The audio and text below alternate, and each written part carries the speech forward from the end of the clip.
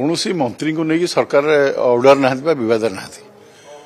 बद करने विरोधी दल गोटे चक्रांत चली वास्तव में पीयूसी हो कि कौन संस्कारमूलक काम हो हठात लोक ग्रहण कर न था किंतु ओडिशार जो भली परिस्थिति है प्रदूषण विगत सरकार जदि से विषय चिंता करें ओडिशार एआई क्यू एपर्यंत बढ़ी न था आपणकर विभिन्न सहर आज दिल्ली सहित तुलना है तालचेर अनुगुल ठूँ आरंभ करके आपणकर भुवनेश्वर पर्यंत इठी वायुमंडल एत प्रदूषित होती जहाँ लोक मैंने निश्वास प्रश्वास नापी कष्टकर हो तेणु सरकार पूरा सचेतन अच्छा सरकार से दृढ़ पदक्षेप नौ बाकी आपणकर विभिन्न योजना जो प्रणयन करी लोकों हित में नाही लोक अड़ुआर असुविधा पकाउची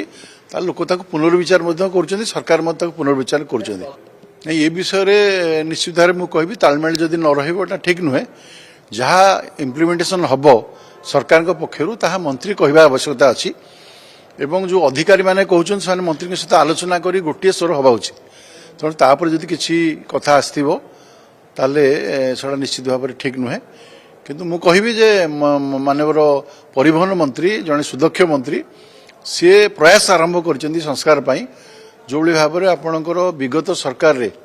परिवहन नीति को ठीक रे कार्यकारी करा जाउ नथला हजार हजार जान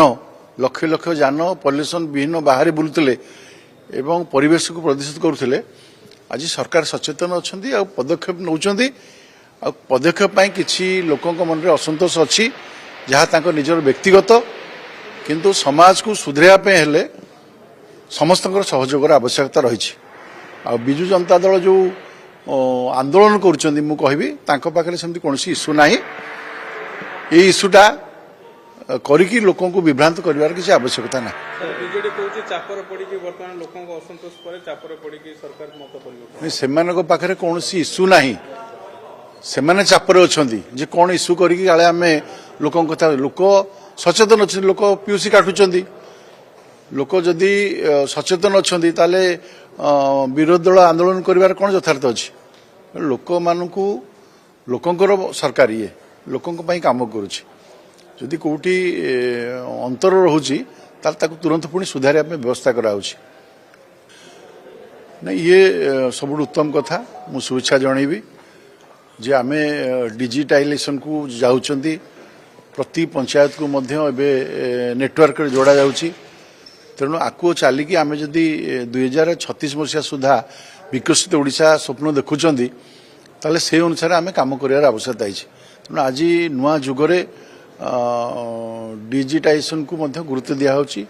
नेटवर्किंग को गुरुत्व दिखाई तेणु या जब सरकार काम आरंभ कर निश्चित भाव में गोटे गुरुत्वपूर्ण कथा और धन्यवाद पात्र।